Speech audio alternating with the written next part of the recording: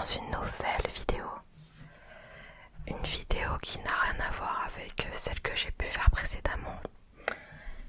C'est une vidéo où tout simplement je vais chuchoter et te parler de ma vie. Donc je pense pas que cette vidéo va fonctionner, mais bon, je m'en fiche en fait, c'est pas grave, ça me fait plaisir de la tourner. Et avant de commencer, je voulais vous dire aussi que j'ai commandé une nouvelle caméra et un nouvel éclairage qui devra arriver normalement la semaine prochaine, en fin de semaine prochaine. Donc normalement on devrait avoir une qualité supérieure dès la semaine prochaine. Donc j'ai hâte, j'ai plein de vidéos en tête, tout ça, donc j'ai trop hâte. Pour ceux qui n'ont pas envie d'entendre ma vie, enfin voilà, je peux tout à fait comprendre. Du coup dans la description il y aura d'autres vidéos que j'ai pu faire avant, c'est des roleplays, des vidéos multi-déclencheurs, etc. Donc j'espère que vous trouverez votre bonheur. Et on commence tout de suite.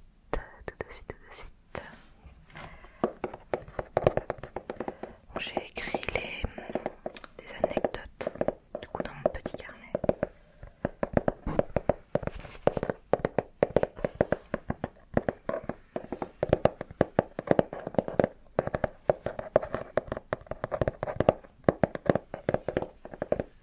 Le petit carnet qui vient de chez Action, qui m'a coûté 2 €.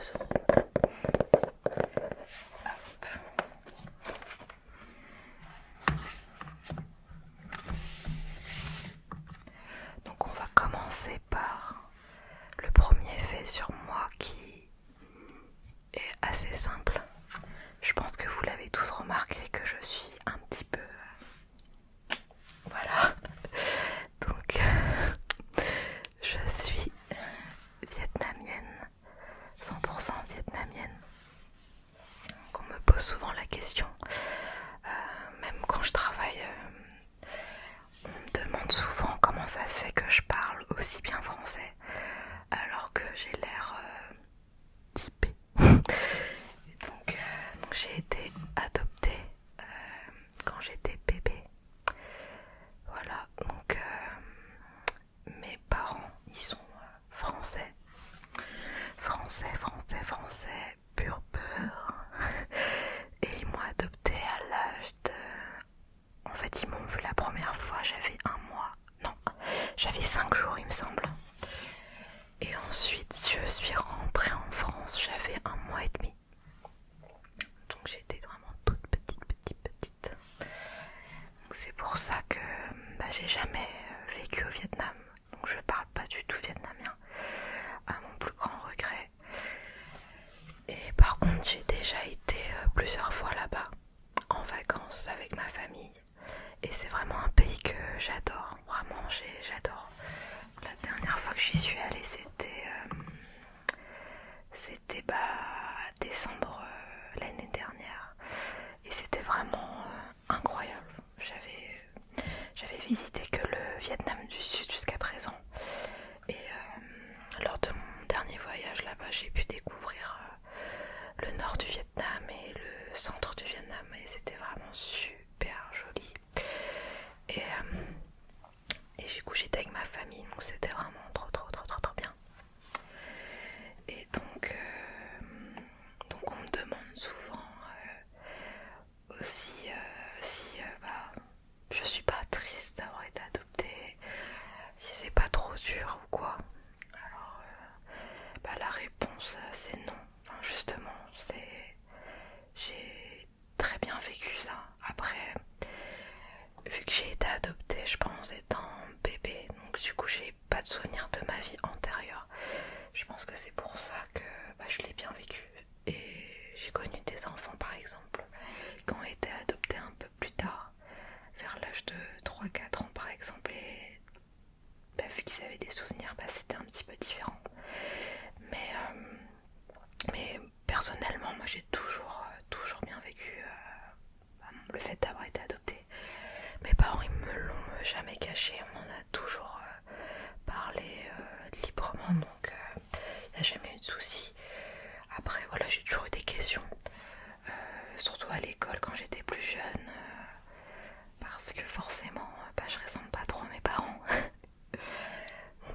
il est blond aux yeux bleus et ma mère elle est rousse aux yeux verts. Donc forcément les autres enfants ils se posent des questions.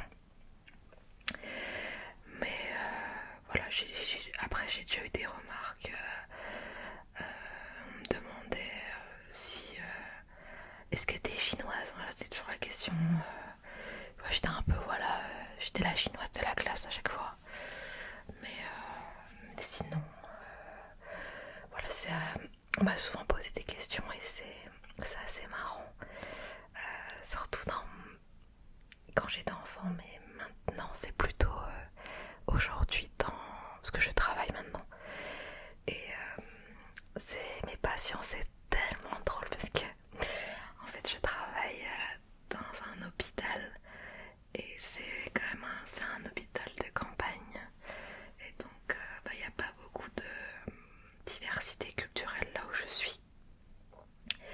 Il y a beaucoup de paysans, c'est des agriculteurs en fait, la plupart de mes patients. Et donc ils me posent beaucoup de questions. Et c'est vraiment trop drôle. Ils me demandent parce qu'en plus j'ai le masque maintenant, donc on voit que mes yeux. Donc ils regardent mes yeux, ils sont là comme ça. Mais vous êtes typé madame? Je suis pas, oui je suis typée. Il fait, vous venez d'Indochine vous, non? Je trouve ça vraiment trop drôle. Il y a une fois je me souviens, on m'avait demandé de quelle race j'étais. J'avais trouvé ça bizarre. De quelle race j'étais. Enfin, c'est comme si je vous disais je suis un cavalier King Charles croisé à Golden Retriever un peu. C'était trop bizarre. mais voilà, donc maintenant vous le savez. Donc je suis vietnamienne, donc j'ai la nationalité vietnamienne. Et j'ai également du coup la nationalité française. Donc voilà, c'est pourquoi je parle français, comme français, comme vous quoi. Ensuite, on va passer à la prochaine anecdote. Je fais un petit peu de tapping en même temps.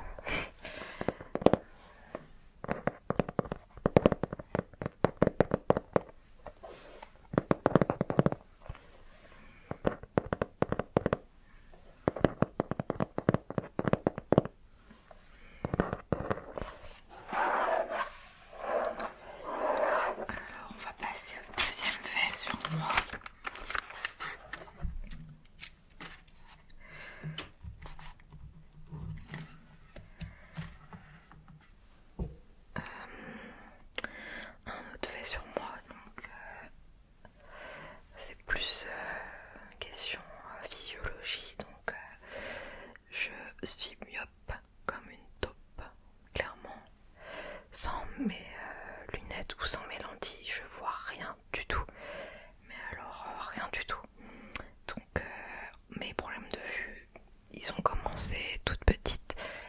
J'avais 4 ans, 4-5 ans quand ça a commencé.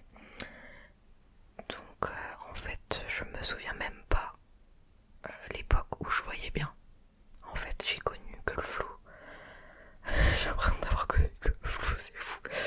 Et donc j'ai moins 7 de myopie. Et en plus de ça, je suis astigmate. Donc ça veut dire que j'ai du mal à distinguer les formes, les contours des objets, etc. Enfin, donc mon champ de vision sans mes lentilles et sans mes lunettes, il se réduit à ça. Là c'est ma limite, là, comme ça. Donc ça m'est déjà arrivé de perdre mes lentilles par exemple. Quand j'étais plus jeune au collège, on allait à la piscine. Ça m'est déjà arrivé par accident d'ouvrir les yeux un petit peu sous l'eau. Et donc je perdais mes lentilles. Une fois à la danse aussi j'ai perdu mes lentilles. Enfin bref, du coup je voyais rien. Donc ça ça fait partie de ma vie. Voilà. Je ne vois rien. Le matin je me lève, je ne vois rien. Donc si par exemple si j'enlève mes lunettes le soir et si je ne les repose pas au même endroit tous les soirs, si je me lève le lendemain, je vais pas trouver mes lunettes et je les trouverai pas, donc il faut que quelqu'un les trouve pour moi. Voilà, la bigleuse clairement. Donc ça me fait un peu peur parce que voilà, je suis jeune encore et je me dis que 40 ans, 45 ans, il y a la presbytie qui pointe son nez, ensuite il y a la cataracte qui arrive, donc j'ai un peu peur de finir aveugle. Mais voilà, j'ai demandé même par rapport à l'opération des yeux. Et en fait, je suis à la limite de ce que mon ophtalmo m'a dit. Je suis vraiment limite. Donc il faudra que je cherche un chirurgien qui accepte de me faire opérer. Donc voilà. Et du coup, je m'étais un peu renseignée pourquoi j'étais aussi myope, quoi. Qu'est-ce que j'avais pu faire pour mériter ça. Et en fait, c'est parce que j'ai les yeux bridés, tout simplement. Donc la cornée elle est un peu plus aplatie, etc. Enfin voilà, donc c'est pour ça. Donc voilà, c'est le fait numéro 2 sur moi.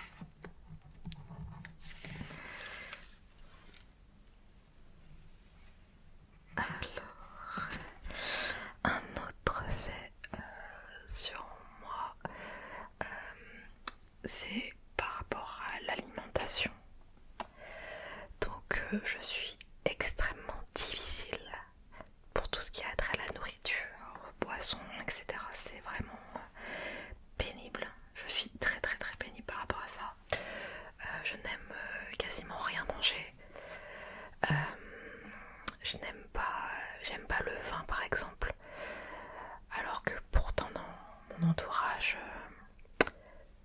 ça descend quand même un petit peu. Donc je me sens vachement exclue. J'aime pas le café, j'aime pas le thé, j'aime pas les boissons gazeuses, j'aime rien à part l'eau, les fruits et le lait, j'aime vraiment rien. Et en ce qui concerne l'alimentation, il y a très peu de choses que j'aime. Même, vous allez me dire, mais cette fille elle est complètement dingo. Mais par exemple, il y a par exemple les pâtes, voilà, un exemple tout con. Je n'aime que les spaghettis et les coquillettes. Mais les autres formes de pâtes, par exemple, je les aime pas. Parce que j'ai l'impression qu'il y a un autre goût. Je sais pas comment expliquer. Par exemple, les lasagnes, j'aime pas ça parce que, je sais pas, je trouve que ça n'a pas le goût des pâtes vraiment. Enfin, c'est trop bizarre. Vous allez vous dire, oulala, c'est qui cette folle, on va se désabonner. Mais, enfin voilà, des exemples tout bêtes. Qu'est-ce que. Après, bon, voilà, j'aime pas les fruits de mer, voilà, il y a plein de trucs que j'aime pas, mais bon, ça c'est un peu classique. Mais ouais, pour les pâtes par exemple, voilà, je n'aime qu'une seule deux formes de pâtes. Même pour l'eau par exemple, je trouve que l'eau ça a un goût. Et par exemple, il y a des marques d'eau que je peux pas boire. Donc voilà, c'est assez compliqué. Voilà, je suis chiante, voilà, il faut le dire. Voilà, j'assume, voilà, je suis très chiante. Pareil, je n'aime pas le chocolat, vraiment, j'aime pas trop ça. Après, j'en mange histoire, voilà, si on m'en offre, voilà, je vais les manger, mais voilà, je vais pas acheter du chocolat comme ça, j'aime pas ça non plus, voilà, je suis un peu bizarre. Voilà, et que deux chocolats que j'aime bien, c'est les Kinder Cards. C'est des gaufrettes en forme de. Enfin, c'est des gaufrettes, ouais, moitié chocolat, moitié gaufre. Et les Kit Kat, les boules de Kit Kat comme ça, mais sinon, j'aime pas. J'aime pas, voilà. Voilà, c'est dommage. Voilà, c'était juste pour vous dire que j'étais chiante.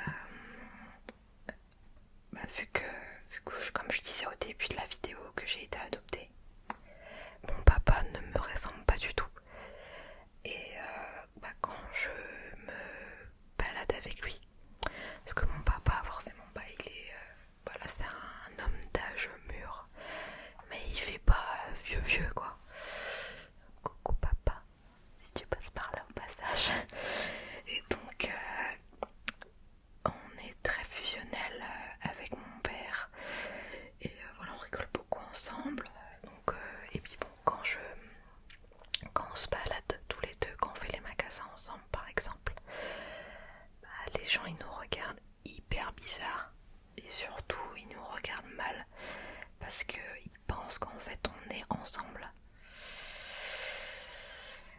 Le malaise. Donc plusieurs fois j'ai surpris des gens en train de regarder.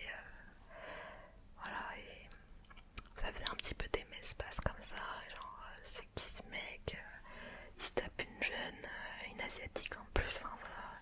Bon, j'imagine bien tout ça. Et c'est hyper gênant. Je supporte pas, donc quand ça arrive, ça m'est arrivé plusieurs fois.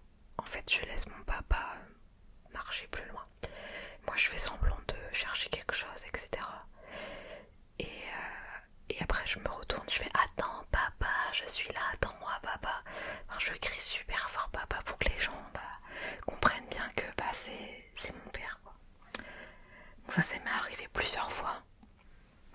Mais au Vietnam, par exemple, ça ne m'arrive pas parce que les gens, vu que je suis avec il y a ma mère qui est là, donc les gens ils comprennent et souvent ils demandent ah mais vous avez adopté un enfant. Et voilà, donc les gens comprennent assez vite. Mais c'est vrai qu'en France, vu que de nos jours les michetonneuses, on va dire que c'est monnaie courante.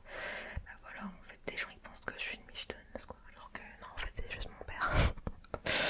Donc voilà. Donc ça c'était le fait numéro 4. Qu'est-ce que je voulais vous raconter d'autre? Ah oui, donc ça c'est un autre trait de ma personnalité, c'est que je suis maniaque et ordonnée.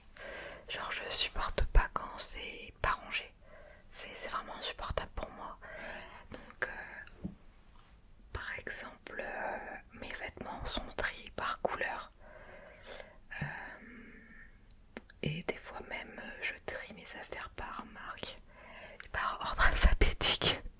Donc vous allez vous dire mais en fait elle est vraiment dingo. Et oui, je pense que oui, ça c'est un petit peu frappé là-haut. Mais voilà, j'adore quand c'est vraiment ordonné. J'aime bien voilà, quand c'est trié vraiment par couleur. J'ai une obsession pour ça. Même à l'époque, quand je vivais encore chez mes parents, je rangeais toujours mes affaires de la même façon. Donc mes bijoux, enfin, tous mes bibelots, quoi. Je les rangeais vraiment tout de la même façon et je mettais toujours quelque chose. Par exemple, si j'avais un carnet, je le mettais dans un sens et je le retournais. Ou j'avais quelque chose qu'on pouvait distinguer. J'allais les mettre d'une façon différente pour pouvoir savoir en fait si quelqu'un avait touché mes affaires. Donc en général, je pouvais voir si ma maman par exemple elle avait touché, elle montrait signe, si on avait touché mon bureau, voilà. Donc et ça je le fais encore. Ça je l'ai toujours fait en fait. Donc voilà, donc c'est voilà, je fais ça. Même voilà, j'adore ranger mes affaires. Même quand je pars en voyage, j'adore faire ma valise. Je sais pas s'il y a des gens comme moi, mais je sais que pour beaucoup c'est vraiment l'horreur de faire sa valise. Mais moi perso j'adore faire ça. J'adore faire ma valise, j'aime trop ranger mes affaires. Voilà, c'est mon kiff. Donc voilà. J'écris sur mon carnet pour être sûre de ne rien oublier. Et donc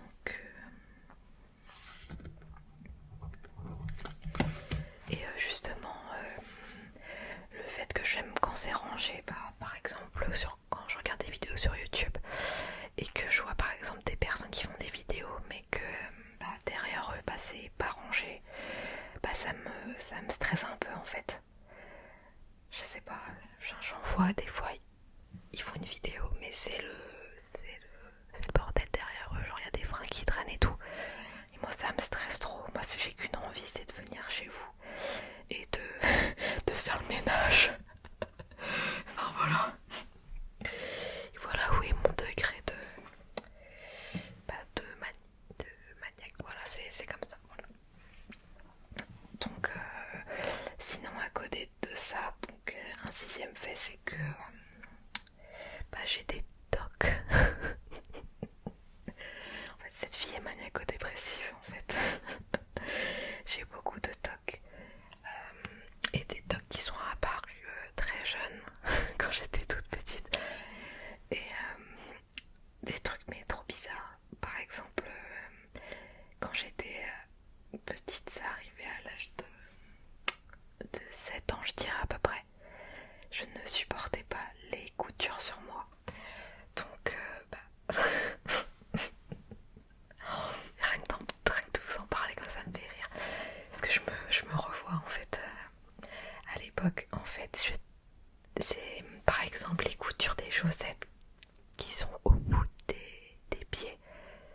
je supportais pas ça, c'était terrible.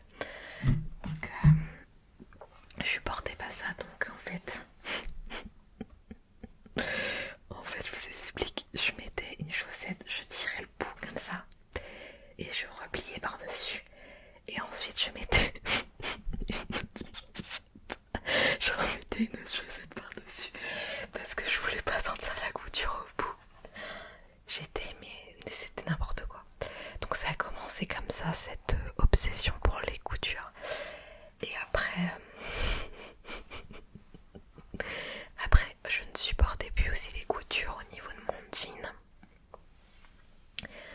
Alors, sur le jean, vous savez, les coutures sur le côté. Voilà, je supportais pas ça.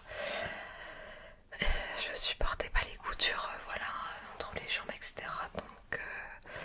Donc pour remédier à ça, en fait, je mettais des collants sous mon jean. Donc voilà. Et puis après, je tirais sur le bout du collant, comme ça. Je tirais au niveau des pieds. Et donc je rabattais devant comme ça. Et je mettais une paire de chaussettes par-dessus. Voilà la fille complètement dingo. Donc je faisais ça. Et je supportais pas. Ça, je me souviens, mais depuis toute petite. Ma maman, elle me mettait des tricots, des t-shirts près du corps. Et puis après, elle mettait un pull par-dessus.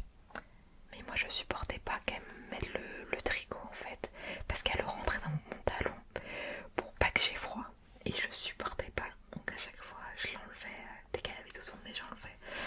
Et puis je mettais mon collant. Et puis voilà, voilà, je faisais ça. Donc ça, c'est le premier toc qui est arrivé. Et donc, et après, ça s'est estompé dans le temps. Disons que, voilà, ça s'est estompé quand même. Je fais plus ça à l'heure actuelle. Parce que quand j'ai grandi après au lycée, etc., je me mettais tout le temps en robe, je mettais que des collants et voilà. Je mettais jamais de pantalon parce que ça me stressait trop. Et ensuite, donc ça s'est estompé cette histoire de couture. Mais néanmoins, il me reste encore quelque chose, c'est que du coup, par exemple, mes pyjamas, je ne les mets pas à l'endroit. Je mets mes pyjamas à l'envers parce que je prends des pyjamas en polaire moumoute. Et du coup, quand je les mets dans l'autre sens, du coup, c'est beaucoup plus doux. Sur la peau. Et du coup, voilà, je fais comme ça. Donc voilà. Je sais pas ce que vous allez vous dire là, après cette vidéo. Mais voilà, c'était un de mes tocs que j'ai eu. Après, j'en ai eu d'autres, mais bon, on va pas rentrer dans mon tour de c'est psychiatrique quand même. Donc, on va rester sur celui-là, ce qui est déjà pas mal. Donc, maintenant, voilà, je suis normale, hein, rassurez-vous, c'est juste l'histoire des pyjamas. Voilà. Je mets à l'envers, c'est tout. Rien de grave.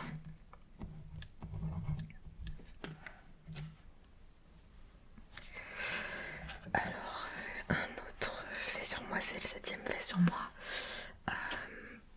En fait, comme je vous ai dit tout à l'heure, je vois rien. Mais à côté de ça, j'entends pas très bien non plus. La vieille quoi.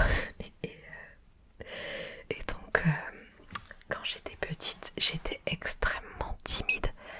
Donc là, je suis toujours timide. Enfin, j'ai toujours un côté timide. Mais voilà, beaucoup moins marqué que quand j'étais petite. Et donc, alors quand j'avais 5-6 ans, ma maman, elle m'emmenait faire Halloween. Et l'anecdote, elle me fait vraiment rire. Mais elle me fait vraiment trop rire. Je vais essayer de pas trop rire en vous la racontant. Et donc ma maman m'envoyait faire le tour du quartier pour Halloween. Et donc, en fait, il y avait une maison du quartier là où j'habitais avant. Et donc, on se regroupait, tous les parents du quartier avec leurs enfants, les animateurs de la maison du quartier. Et on faisait du coup le tour du pâté de maison. Et et puis on faisait Halloween. Et vu que j'étais timide, je n'osais pas aller tout devant.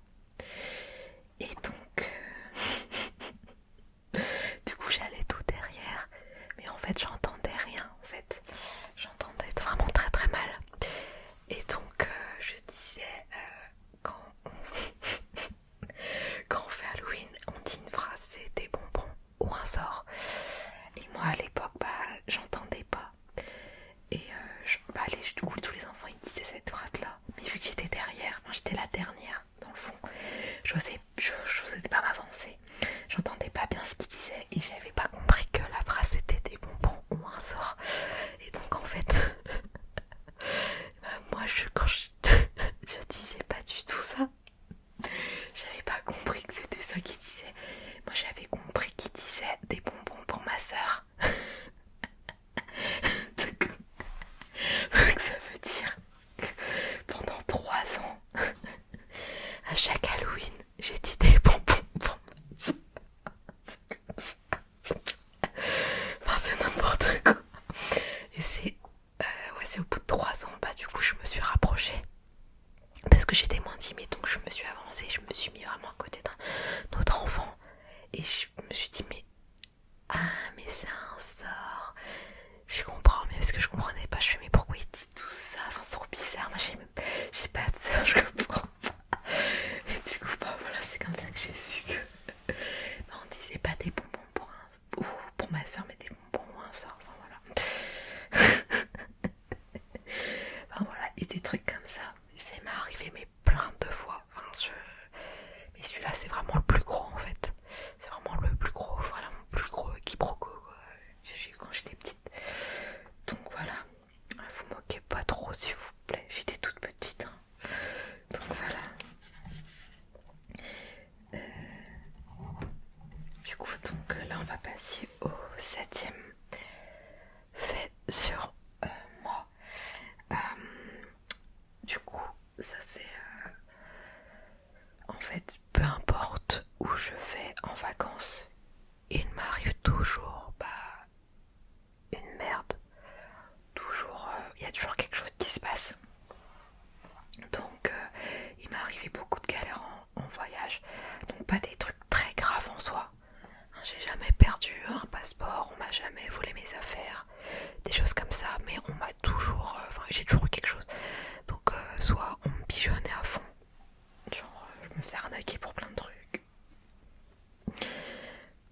J'ai toujours perdu des choses. Après, j'ai jamais perdu mon passeport ou mon téléphone, donc ça va. Mais il m'est toujours arrivé quelque chose. Et par exemple, une fois je suis allée à New York. D'ailleurs, j'ai eu la chance, j'ai eu pardon, j'arrive plus à parler. J'ai eu l'opportunité d'y aller 2 fois. J'y suis allée une première fois avec ma famille, avec mon oncle et mes cousines, et c'était vraiment trop bien. Ça c'était la première fois que je suis allée parce que j'avais 14 ans à l'époque. Et c'était pas du tout l'anecdote que je voulais raconter, mais c'est pas grave. Et à l'époque, moi j'avais 14 ans, donc j'étais au collège, donc j'étais très jeune. Et en fait, mon tonton, en fait, il travaille dans le milieu de l'hôtellerie, etc. Et donc, il connaissait à l'époque un des directeurs d'un palace 5 étoiles là-bas. Donc, en fait, j'ai pu aller à New York et rester du coup dans un palace 5 étoiles pendant 5 jours. C'était trop bien. Et bref, du coup, ça n'a rien à voir avec ce que je disais avant. C'était pas du tout l'anecdote que je voulais raconter. Enfin bref, et du coup, voilà, New York, c'est vraiment ma ville préférée au monde. Alors, j'ai voulu y retourner il y a 2 ans. J'ai eu l'opportunité, l'occasion d'y retourner pour la 2e fois. Donc cette fois-ci, j'y suis allée avec mes propres moyens, on va dire. Donc du coup, j'étais pas dans un hôtel 5 étoiles, j'étais dans un Airbnb.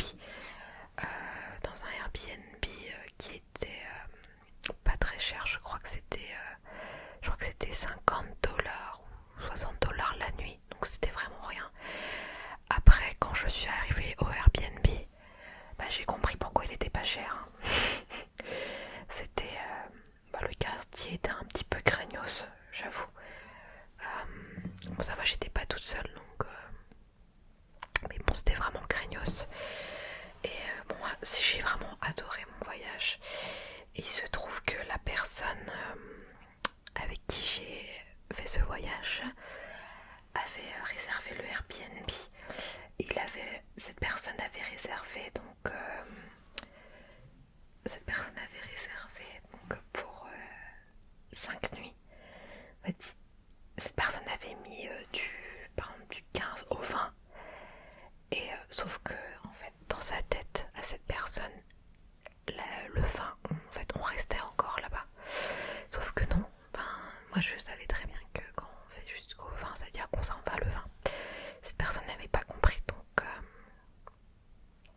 ce jour-là, l'avant-dernier jour de notre voyage, le gars du Airbnb nous appelle, il nous dit c'est bon, il est 14h, vous devez partir, je viens, vous partez maintenant, j'espère que vous avez rangé la chambre, etc.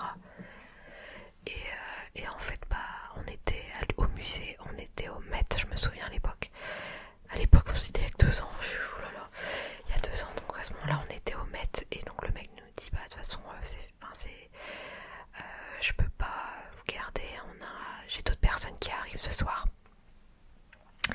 Et donc là c'était la panique, on s'est dit mais on va aller où, on va dormir dans la rue, comment on va faire, parce que pour trouver un Airbnb sur New York comme ça, et pas très cher, il n'y en a pas. Donc au final on a réussi à négocier avec le mec, donc il a trouvé une solution pour ses autres voyageurs, et du coup nous on a dû payer la dernière nuit, on a payé le double. Donc voilà. Donc maintenant c'est moi qui réserve le Airbnb. Voilà, c'est plus sûr. Voilà, on va faire comme ça. Et voilà, toujours après des trucs classiques, voilà, les taxis ils m'arnaquent toujours quand je sors des aéroports. Toujours il y a le mec, le chauffeur qui essaie de me sauter dessus pour m'arnaquer, faut des trucs comme ça. Mais bon, ça là c'était vraiment le truc le plus gros que j'ai eu. Là j'ai vraiment eu peur quand même ce jour-là. Donc voilà, c'était du coup la 8e anecdote. C'était la 8e anecdote que j'avais à vous raconter. À la base, je voulais vous raconter d'autres anecdotes, mais voilà, je me suis dit que c'était peut-être un peu trop personnel, et que voilà, on est qu'au début de ma chaîne, et je trouve que je vous ai déjà assez raconté de choses sur moi pour l'instant, et j'ai pas trop envie que vous me preniez pour une dingo trop de suite. Voilà, c'est que le début, donc donc voilà. Donc qu'est-ce que je voulais vous dire, donc oui, donc la semaine prochaine je reçois donc ma caméra qui va arriver, ainsi que mes éclairages, donc normalement je pourrais du coup vous fournir un contenu un peu plus professionnel, on va dire, voilà, un petit peu mieux. Je vais pouvoir faire des vidéos beaucoup plus visuelles, où il y aura un focus, etc. Donc ça sera normalement beaucoup plus agréable pour vous. J'ai beaucoup de vidéos en cours. Je suis en train de réfléchir sur des roleplays médicales, des roleplays non médicales aussi. Et qu'est-ce que je voulais dire, j'ai prévu de faire aussi une vidéo roleplay coiffeur partie 2, vu que la première que j'avais fait vous avez vraiment plu. Et d'ailleurs merci pour tous les retours, tous vos commentaires sur mes vidéos qui sont vraiment très très très gentils. Oh mon dieu, mon ventre, désolé. Vos commentaires adorables que vous me laissez sur mes vidéos, ça me touche vraiment beaucoup, et ça me motive, mais à un point vous n'imaginez pas, pour la suite. J'ai également prévu de faire une vidéo attention personnelle. Voilà, tout ça en cours, donc ça arrivera tout ça prochainement.